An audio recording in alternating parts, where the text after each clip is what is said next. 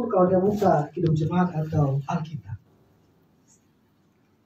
Tapi kalau dibuka dengan WA, IG, Facebook, atau hal-hal yang lainnya, lagi firman Tuhan ini atau lagi pujian penyembahan, sadarkah saudara, kita sedang tidak menghormati kekudusan Tuhan. Sadarkah saudara, kita tidak menghormati anugerah Tuhan, tidak menghormati Tuhan. Tadi saya bawa firman Tuhan kepada anak-anak sekolah tentang iman. Saya bilang, apa itu iman? Ternyata sudah ada di Ibrani 11 ayat 1. Iman adalah dasar dan segala sesuatu. Bagaimana itu iman, adik-adik? Yang mereka tidak mengerti. Apa itu iman ya? Apa itu iman? Saya bilang mereka, iman itu, adik-adik percaya ada Tuhan atau tidak? Percaya. Kalau secara logika, saya bagi iman sama logika. Kalau secara logika, apakah ada Tuhan atau tidak? Ada. Di mana dia? Itu secara logika, karena kita melihat secara fisik. Saya bisa berkata bahwa iman itu adalah percaya sekalipun belum melihat Tuhan. Itulah iman. Dan anak-anak saya ini, saudara, saya kasih mereka tugas. Tugas ini supaya anak-anak ini bisa nanti menjadi orang yang berguna. Yaitu adalah saya kasih tugas kepada mereka menghafal Matius 5 ayat 3, 4, 5, dan 6. Setelah dihafal, mereka panggil saya untuk video, untuk saya kirim atau share di akun GBI Glow Fellowship Center Sabak Bebutan. Saya tidak kirim di akun saya, tidak. Supaya anak-anak ini berkualitas.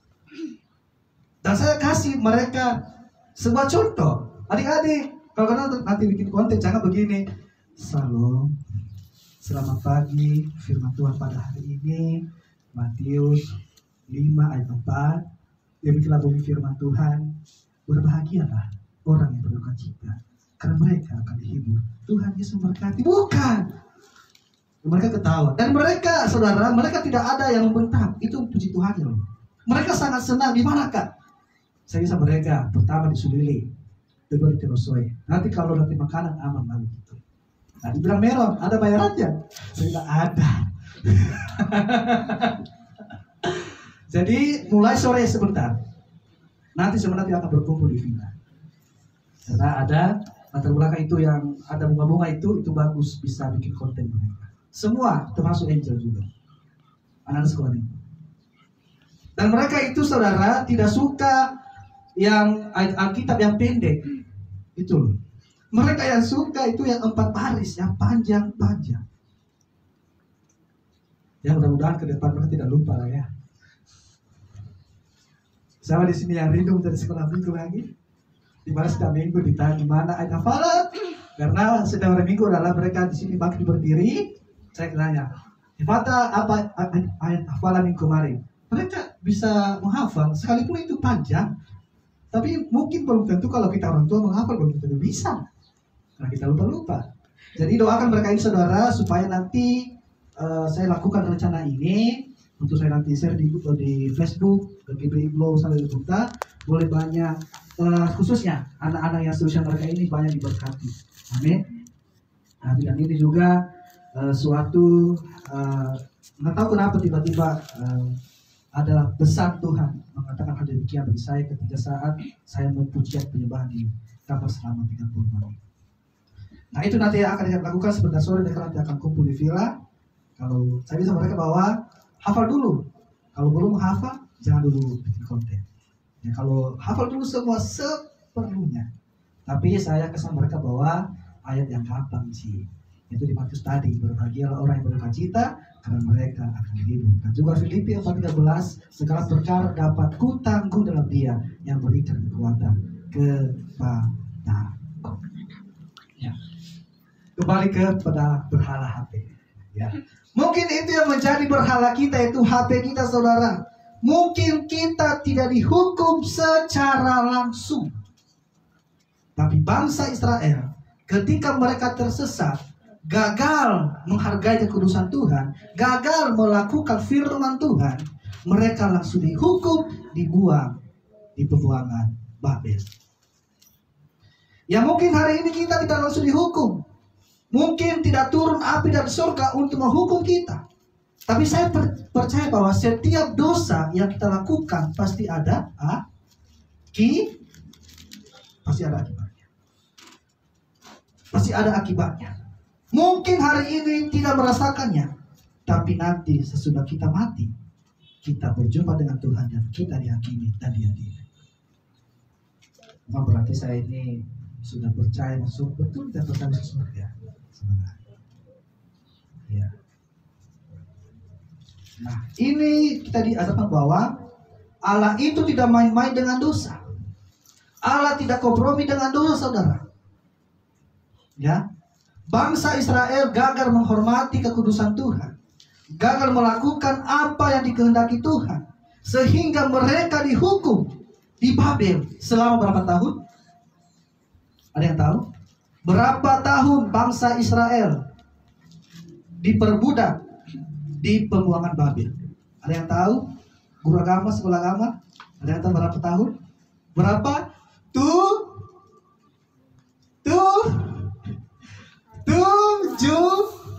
Berapa? 700. Berapa tahun bangsa Israel diperbudak di bangsa Babel? Berapa? Hah? Berapa? 7 tahun. Berapa? 7 tahun. Oke, 7 tahun. Berapa? Tante Indah, berapa? Ya, 70 tahun. 70 tahun. Di Babel.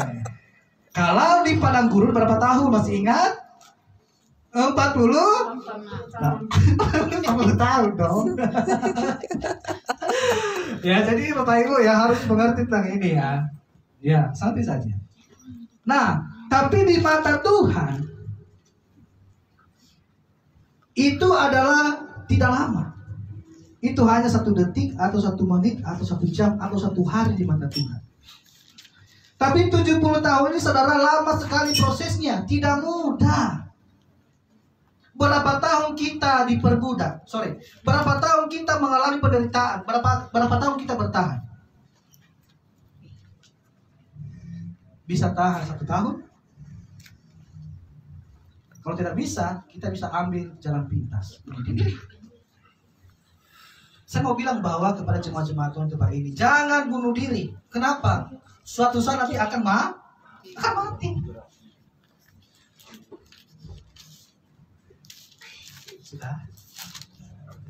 Sudah?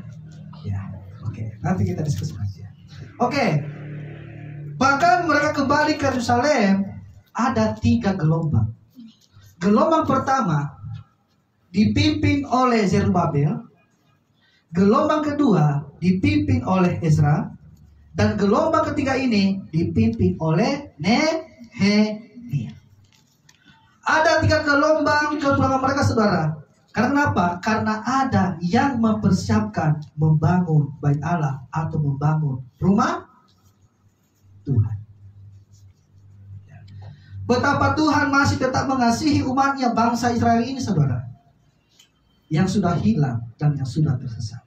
Sebenarnya kita ini adalah umat-umat yang hilang dan umat-umat yang tersesat sebenarnya.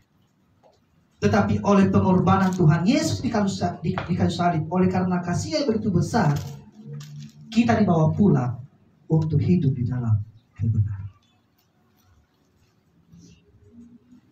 Sebenarnya kita ini adalah orang-orang yang tersesat. Tanpa Tuhan Yesus dalam hidup kita, saudara, kita adalah tersesat di jalan. Tetapi karena ada Yesus dalam hidupku dan hidup saudara, makanya kita boleh ada sampai hari ini. Apalagi para hamba-hamba Tuhan, saudara. Sebenarnya itu mereka itu bersuka cita, mereka itu semangat, gini-gini. Sebenarnya mereka punya masalah yang berat, yang sangat berat sekali. Menjadi hamba Tuhan, menjadi gembala tidak mudah, Bapak Ibu. Kalau 1000 jemaatnya, dia punya juga harus 1000 pemikiran. Karena karakter dan sifat jemaat berbeda-beda.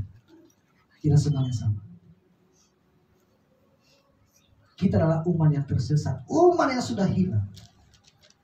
Tapi kita punya Bapa rohani yang baik dan yang sejati. Kita dibawa pulang oleh pengorbanan Yesus di kayu salib. Dari sini kita belajar bahwa satu,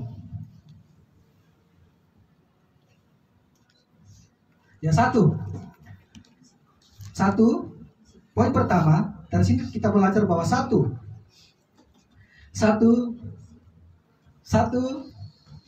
dari sini kita belajar satu.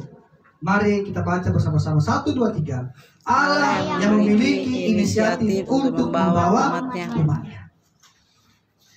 Bapak Ibu, kalau kita lihat di sini jelas mereka pulang kembali ke Yerusalem itu bukan usaha bangsa Israel, bukan karena kepintaran bangsa Israel.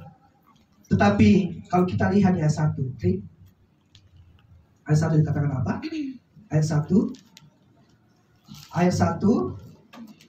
Ayat 1 dikatakan, ya, ayat 1 dikatakan bahwa pada tahun pertama zaman Kores, raja negeri Persia,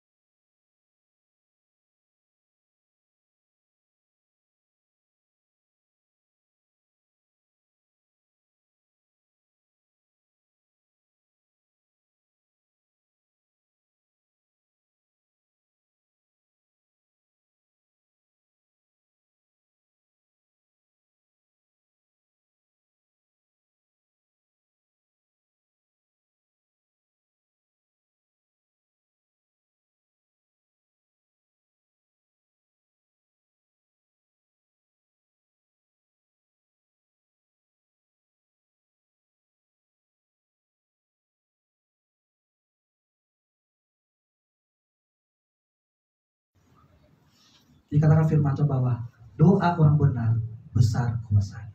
Siapa di situ? Katakan bahwa doa orang benar besar kuasanya. Siapa yang besar kuasanya? Tuhan. Bukan dong. Kita. Siapa doa orang benar? Yaitu kita yang telah diperdamaikan oleh Tuhan, dalam arti lahir baru, dibaptis begitu. Doa orang benar adalah besar kuasanya, itu kita. Orang benar kita, bukan berarti kita tidak ada dosa, ada dosanya. Tapi kita sudah ditebus oleh darah Yesus dan diselamatkan dan keluar dari perbudakan dosa. Kalau pintu satu tertutup, saudara, Tuhan mampu membuka seluruh pintu untuk kita bisa keluar dari masalah yang kita hadapi hari ini. Karena Allah yang kita sembah hari ini adalah Allah yang hidup, bukan Allah yang mati. Allah bukan hanya mati, tapi Dia juga bangkit dan naik menyediakan tempat bagi saya dan saudara. Mengapa harus Yesus yang kita percaya? Mengapa bukan Allah lain? Kenapa? Kenapa harus Yesus yang kita percayai? Mengapa? Mengapa harus Yesus yang kita percayai? Kalau contohnya agama seberang tanya kepada kita, mengapa harus Yesus? Karena Yesus itu adalah Tuhan dan Juru Selamat. Ya, itu sama. Karena Dia sendiri yang berfirman, Akulah jalan, kebenaran dan hidup. Dan juga di Kisah Para Rasul 4:12 dikatakan bahwa tidak ada nama lain yang berkuasa di kolong langit ini selain nama Tuhan Yesus. Hanya Yesus yang berkata demikian dalam Alkitab semuanya. Sekarang itu saudara, banyak perdebatan di TikTok, YouTube. Sebenarnya itu saudara, kalian harus tahu, itu mereka itu cari followers. Sebenarnya mereka tahu bahwa Yesus dalam kebenaran satu-satunya, mereka tahu. Tapi kalau di TikTok itu saudara, ya saya kasih tipsnya, itu di TikTok, kalau kita itu live 2 jam, 3 jam, kita dapat uang ratusan juta. Kalau tekun. Makanya itu orang-orang memakai agama supaya mereka dapat uang dari TikTok. Karena TikTok itu tidak mengenal baik salah atau apa, yang penting banyak followersnya. Hati-hati. Kalau kita mau mendengar firman Tuhan, saudara, gampang sekarang ini bisa kita buka TikTok 1 menit, 2 menit, 3 menit, 4 menit. Dan sekarang saudara tidak bodoh loh sebenarnya. Karena sekarang banyak aplikasi loh sekarang ini. Saudara punya HP WA, ada aplikasi Meta AI. Di situ semua kita bisa tanya di situ. Meta AI. Ada yang ada bulannya itu yang warna biru. AI kalau nggak salah gitu. AI. Di situ kita hanya mengetik saja, dia sudah menjawab. Tapi ingat bahwa sebagai hamba Tuhan harus kembali kepada Alkitab. Itu betul atau tidak? Harus kembali kepada Alkitab. Kemarin waktu kami rapat, ya kami dikasih rahasia oleh Pak Suki. Dikira bahwa jemaah sekarang itu tidak bodoh. Mereka punya chat GPT, AI sekarang itu kalau bertanya. Nah jadi kalau ada hamba Tuhan yang salah khotbah, oh salah ini. Ini yang benar di Meta AI. Salah ini, salah. Sekarang sudah ini loh, sudah banyak itu. Nah coba nanti di rumah lah. Coba nanti di rumah.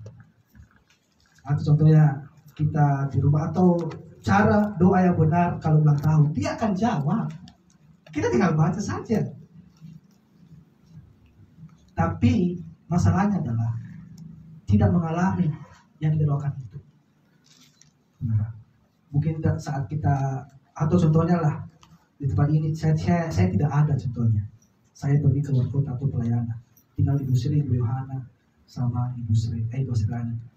Mereka contohnya tidak sekolah teologi, tidak sekolah Alkitab. Tiba-tiba Bapak Gembala, Ibu Sri kami yang khotbah ya. Bagaimana ya? Bagaimana saya khotbah? Saya belum pernah khotbah. Ya gampang, minta saja. Tapi ingat bahwa tidak semua itu doa itu benar juga. Ada yang salah-salah. Saya sudah sedikit. Ada orang yang belum mengenal Tuhan untuk menolong, membebaskan burung merpati. Burung. Waktu Elia ada di Sungai Keri, Tuhan pakai siapa untuk menolong Elia? Burung apa? Burung gagak. Burung gagak ini adalah pemakan Daging. Burung ini adalah burung yang najis. Tapi burung adalah yang mengantarkan daging, roti untuk diberikan kepada Elia. Artinya begini bahwa apa yang najis bagi manusia itu Tuhan bisa angkat untuk menjadi berkat bagi sesama. Ya. Tuhan pakai siapa saja untuk memberkati saudara dan saya. Bahkan orang yang tidak mengenal Tuhan, dia pakai untuk menolong saya dan saudara. Karena Tuhan punya banyak cara untuk menolong kita. Pernahkah saudara diberkati oleh orang yang tidak mengenal Yesus? Pernah? Sering? Ya, Tuhan pakai. Kita berdoa, kita minta sama Tuhan sesuatu hal. Tiba-tiba 2 minggu kemudian ada orang yang kita tidak kenal. Ternyata kita tahu bahwa kita sadar ternyata itu adalah jawaban doa saya. Tuhan bisa pakai mereka. Karena mereka adalah diciptakan oleh Tuhan juga. Ya. Oleh sebab itu saudara, anak-anak muda maupun kita yang Bapak Ibu yang hadir pada hari ini, dalam hidup ini tidak usah kita takut menjalani hidup ini. Tidak perlu kita khawatir karena Tuhan pasti merancangkan segala sesuatu indah pada waktu. Kalau Tuhan saja menolong umatnya bangsa Israel keluar dari tanah Babel, maka Tuhan juga yang sama akan menolong kita keluar dari masalah yang kita hadapi saat ini. Amin. Ya. Yang kedua.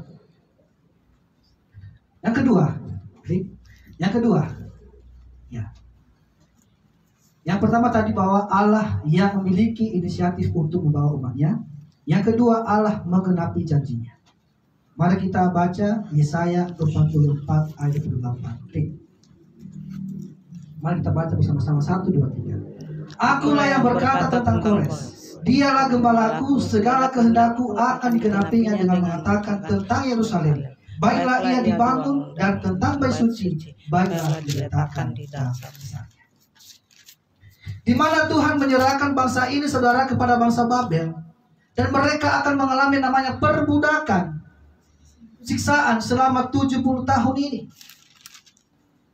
Ketika Tuhan berjanji di kitab Yesaya ini, apakah ketika bangsa Israel ini ada di Babel, apakah Tuhan membiarkan mereka? Apakah bangsa Israel ketika ada di Babel ini, apakah Tuhan membiarkan mereka, saudara? Tidak. Kenapa? Karena dia sudah berjanji. Itu adalah hukuman bagi mereka ada di Babel. Tetapi Tuhan tidak membiarkan mereka di Babel terus sampai mati, sampai kiamat. Tidak. Itulah hebatnya Tuhan, saudara. Apakah Tuhan membiarkan kita saat kita ada masalah, saat kita ada keterpurukan? Kalau kita bilang tidak, mengapa saat ini kita bilang Tuhan seakan-akan tidak adil? Mereka di Babel selama 70 tahun. Tuhan tidak biarkan mereka menghadapi hal-hal demikian, tidak. Tapi Tuhan menggenapi janjinya. Suatu saat mereka akan keluar di tanah Mesir, sekalipun itu 70 tahun lamanya. Tapi Tuhan menggenapi janjinya.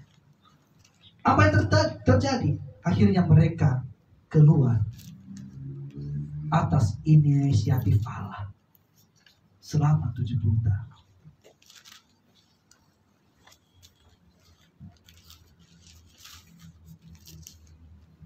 Saat saya mengalami duka, saudara, apakah Tuhan membiarkan saya? Tidak. Ya. Janji Tuhan itu tepat pada waktunya. Ya. Janji Tuhan itu kalau Tuhan berjanji, Dia akan genapi. Berbeda dengan manusia. Di awal manis, di akhir menyakitkan dong. Berbeda dengan manusia. Janjinya manis di awal, di terakhirnya menyakitkan, saudara.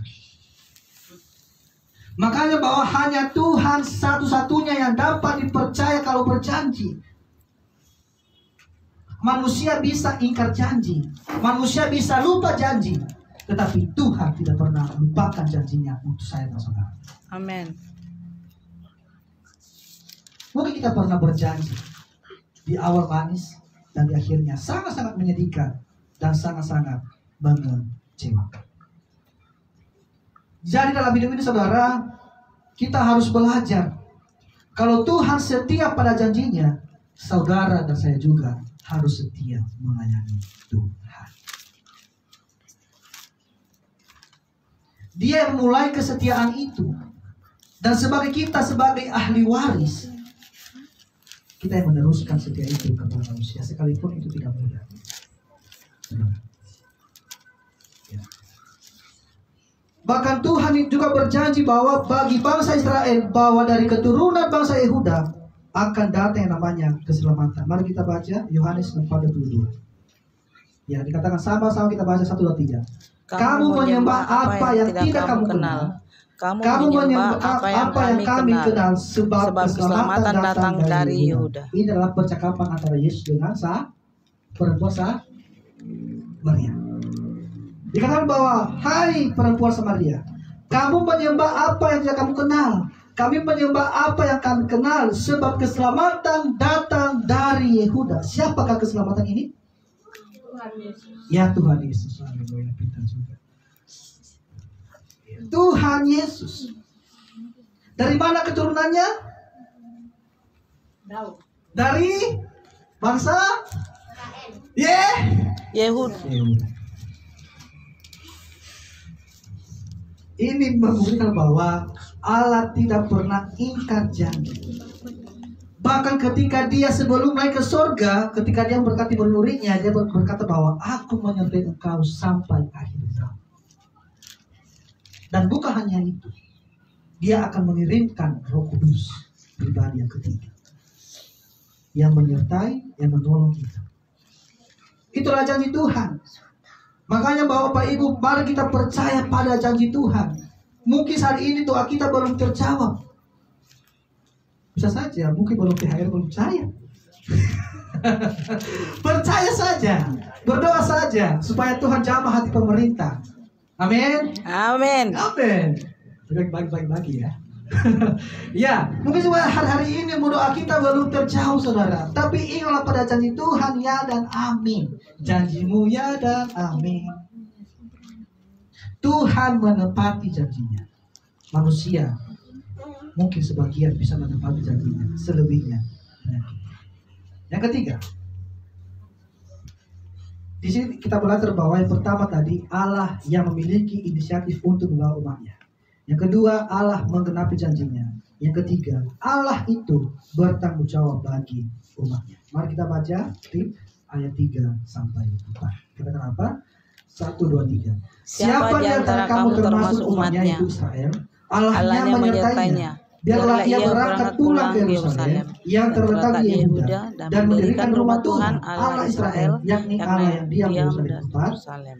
Dan setiap orang yang tertinggal, dimanapun ia ada sebagai pendatang, harus disokong oleh penduduk setempat dengan perak dan emas, harta benda dan ternak, di samping persembahan sukarela bagi rumah Allah yang ada di Yerusalem.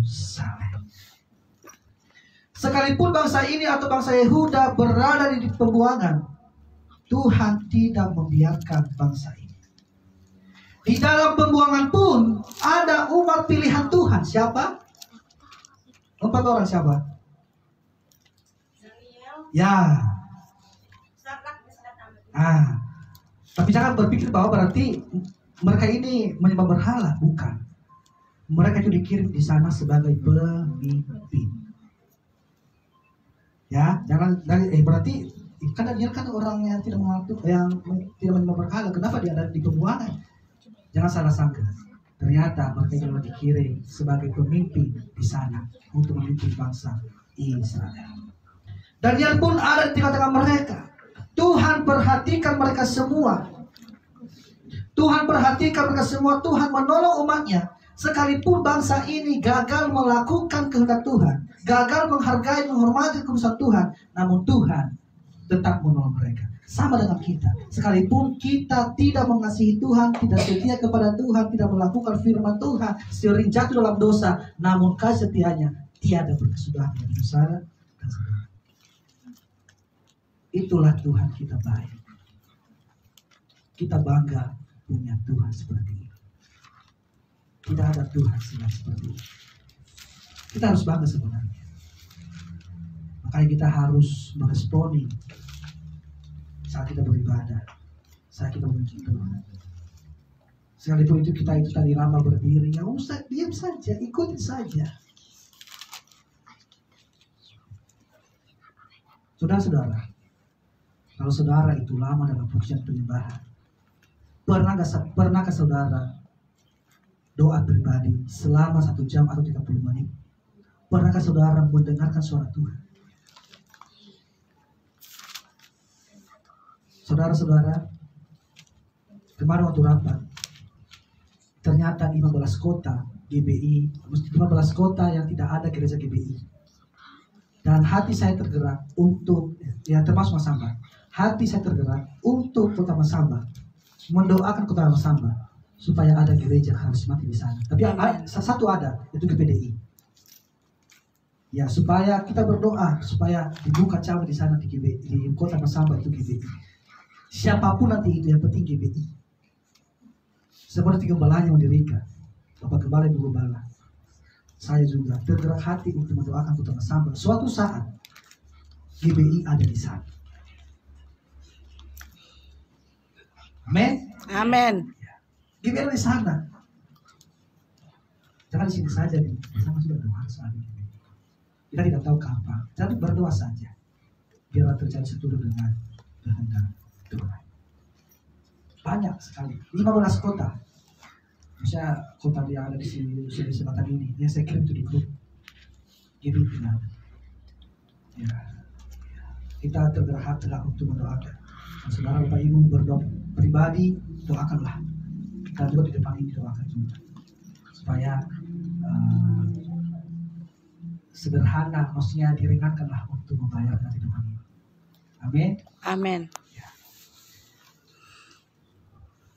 Nah, kalau kita lihat lagi, ketika bangsa Israel ini pulang ke Yerusalem, mereka diperlakukan sangat-sangat istimewa. Siapakah bangsa ini, saudara? Mereka adalah budak sebenarnya. Dan budak ini, saudara, tidak ada harganya, hina pada waktu itu. Tapi apa yang hina bagi manusia, Tuhan bisa angkat. Mungkin hari ini engkau dikatakan hina atau najis atau jijik, tapi Tuhan bisa angkat ketika engkau menyerahkan seluruh hidupmu sepenuhnya bagi Tuhan. Ketika bangsa ini pulang di halaman kampung mereka, mereka diperlakukan seperti orang terhormat. Dikatakan apa tadi ayat 3? Mereka diberi emas, diberi apa lagi? Perak, diberi apa lagi? Ternak, selain dari persembahan sukarelawan. Kita ini sebenarnya juga adalah budak. Budak apa? Budak dosa. Tapi Tuhan angkat kita. Luar biasa loh Tuhan ini. Allah yang kita sembah ini luar biasa. Sebenarnya kalau kita dalami firman Tuhan kita ibadah saudara, luar biasa sekali. Kalau saya siapkan khotbah ini saudara, lama sekali. Kalau kita dalami firman Tuhan saudara, wah luar biasa Tuhan itu. Sampai kita tidak bisa berkata-kata lagi. Ternyata selama ini Tuhan baik. Kalau kita lihat lagi ketika bangsa Israel di padang gurun selama 40 tahun. Apakah bangsa ini dibiarkan oleh Tuhan? Tidak.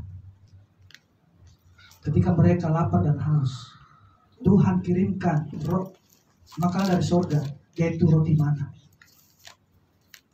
Itu bahwa Tuhan tidak membiarkan kita menderita selamanya. Mungkin hari kita masalah pergumulan banyak, tapi Tuhan izinkan itu supaya kita dewasa di dalam Tuhan. Kalau Tuhan izinkan kau punya masalah hari ini, saudara punya pergumulan hari ini, Tuhan tetap berikan jalan keluar bagi kita. Tuhan bertanggung jawab atas bangsa Israel ini di Babel selama 70 tahun. Tidak membiarkan mereka. Dan respon kita adalah kita harus percaya sepenuhnya kepada Tuhan. Sekalipun dalam masalah sulit atau buruk, tetaplah percaya kepada Tuhan. Maka Dia yang akan menepati janjinya, dan Tuhan juga pun akan bertanggung jawab dalam hidup kita. Yang terakhir, keempat. Yang terakhir, sangat terakhir. Di sini semua bangkit. Ya, tadi yang pertama bahwa Allah yang memiliki inisiatif untuk membawa umatnya. Yang kedua, Allah menggenapi janjinya. Yang ketiga, Allah itu bertanggung jawab bagi umatnya. Yang keempat, sama-sama kita baca 1, 2, 3. Tuhan memulihkan umatnya. Ketika mereka ada di pembuangan, saudara, betapa sulitnya untuk mereka beribadah. Tapi melalui peristiwa kembalinya mereka ke Yerusalem, Tuhan sedang memulihkan umatnya. Tuhan sedang memulihkan hubungan mereka dengan sesama. Tuhan sedang memulihkan pribadi masing-masing.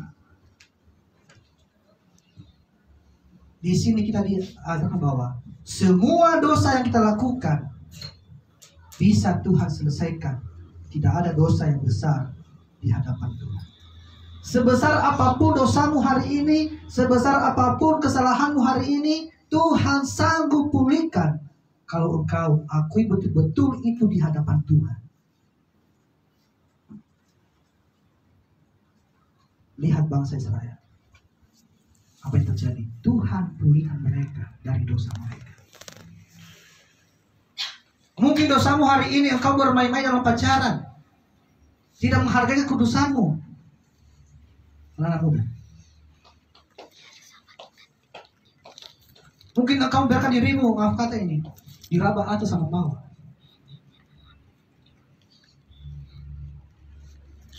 Karena takut dikasih tinggal. Perempuan-perempuan yang saya kasihi,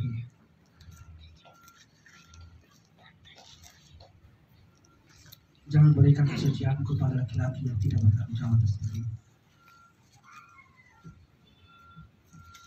Ya. Jangan biarkan dirimu disentuh atau diraba-raba oleh laki-laki. Hanya gara-gara takut dikasih tinggal, hanya gara-gara diputuskan, hanya gara-gara dia ganteng, mapan, banyak duit, dan semuanya, semua kebutuhan dipenuhi. Tapi engkau berikan yang satu itu kepadanya. Jangan ya, jangan. Kalau sudah terlanjur ya, apa lagi? Aku di hadapan Tuhan. Masih banyak kok cowok-cowok yang menerima padanya. Amin. Haleluya. Jadi kalau Bapak Ibu punya dosa hari ini, kesalahan besar yang begitu besar, aku itu di hadapan Tuhan, maka Tuhan akan pulihkan kita.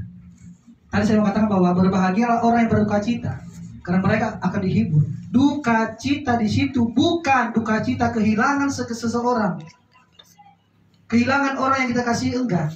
Duka cita itu adalah kalau kita betul-betul mengakui dan menangisi dosa kita, maka kita akan dihibur oleh Roh Kudus. Itu duka cita di situ, bukan duka cita orang yang meninggal. Jangan salah paham. Tapi banyak hamba Tuhan yang memakai ayat ini di duka cita. Tapi sebenarnya duka cita itu adalah menangisi dosa atau mengakui dosa sebenarnya. Kalau kita berkata demikian, duka cita orang yang meninggal, apakah ketika kita mengalami duka cita, apakah kita dihibur sekalipun banyak pujian penyembahan? Tidak, sakit. Apalagi ayah, apalagi ibu. Kalau ayah mati, perempuan yang menangis lebih-lebih. Kalau ibu mati, laki-laki yang menangis lebih. Karena cinta pertama seorang perempuan adalah ayah. Dan cinta pertama seorang laki adalah ibu. Beda kan? Tidak kan? Kalau kita mengalami duka, apakah kita dihibur? Tidak juga. Sekalipun ada pujian penguatan, katakan tidak. Saya tidak. Itu akan lama hilang dukanya, bisa 1 bulan, 2 bulan. Bahkan kita masih posting fotonya di Facebook. Apakah itu salah? Tidak juga. Tidak salah juga itu. Ya. Tapi saudara-saudara, saya belum sadari bahwa kalau saya kemarin ada yang meninggal demi saya, dia dari mama, saya tidak menangis, saya bisa-bisa saja. Bisa saja. Karena kenapa bagi saya suatu saat kita akan mati kok.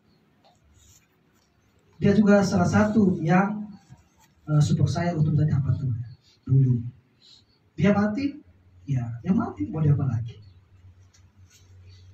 Nangis boleh, tapi jangan nangis seperti orang yang tidak punya Tuhan. Sampai kita ikut ke kuburannya, kita juga mau dikubur. Contohnya kalau kita dikubur bagaimana? Iya loh, di kampung kami begitu. Bukan. Contohnya kalau dikubur bagaimana? Ya, akan mati. Tapi waktu saya dinas itu ya saya suka cita, ketawa. Tapi ingat bahwa ketika saya sampai di Nias, saya pingsan selama 30 menit. Dikira juga saya sudah lewat. Karena saya itu tidak bisa menangis, saudara saya, karena saya tahan. Terus waktu mama saya mau ibadah pemakaman, saya juga jatuh. Karena di Nias itu, kalau kita lihat sini, maaf kita aja kan majelisnya baca riwayat hidupnya. Kalau kami tidak, keluarganya, anak pertama, kedua, atau ketiga. Kecuali kalau tidak ada anaknya ya, baru majelisnya. Ya saya justru pingsan selama 30 menit, saya sudah puja. Dikira juga saya sudah lewat. Tapi puji Tuhan, masih hidup hari ini semuanya karena kemurahan Tuhan dan bisa bertemu dengan Bapak Ibu. Mungkin kalau saya sudah mati ya tidak ketemu kita lagi deh. Bye. Ya tidak akan mungkin. Ya, jadi mari kita sadari hidup kita ini sebenarnya orang-orang yang tersesat. Sebagai kesimpulannya, kesimpulan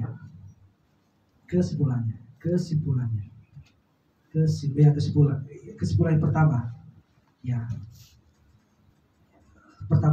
satu lagi, ya, kesimpulan dari khotbah ini saudara, sebenarnya kita ini adalah orang yang tersesat karena dosa, adanya berhala dalam hidup kita, tetapi oleh inisiatif dan janji Allah, kita dibawa pulang dan dipulihkan supaya kita hidup menurut kehendaknya. Yang kedua adalah banyak cara Tuhan untuk menolong dan memberkati kita. Bahkan orang yang tidak mengenal Tuhan pun Tuhan pakai untuk menolong kita. Yang ketiga, itu jika ada dosa atau berhalamu hari ini, akui itu di hadapan Tuhan, tinggalkan dan bertobat, maka Tuhan akan pulihkan hidupmu. Amin. Ya, berikan tepuk tangan bagi Tuhan. Ya. Doa Tuhan pada hari ini, Bapak Ibu, Tuhan memberkati. Mari kita berdoa. Bapa kami yang di surga, Bapa kami yang baik, terima kasih buat firman-Mu pada pagi hari ini, di mana firman-Mu ini menegur kami bahwa kami sebenarnya adalah orang yang hilang, orang yang tersesat, tapi atas inisiatif dan janji Allah, kami dibawa pulang untuk kembali jalan yang benar oleh anugerah, oleh pengorbanan Yesus di kayu salib. Dan biarlah kami terus tetap menghargai ketulusan Tuhan, tetap melakukan apa yang Tuhan mau dalam hidup kami, supaya hidup kami ini benar-benar semakin hari semakin berkenan di depan Tuhan. Hamba-Mu sungguh terbatas menyampaikan firman Tuhan. Aku percaya Roh Kudus mula yang akan menyempurnakan dalam hidup jemaat yang hadir pada hari ini. Ibadah kami selanjutnya kami serahkan ke dalam tangan penasihat-Mu. Terima kasih Tuhan, kami sudah berdoa. Haleluya. Amin.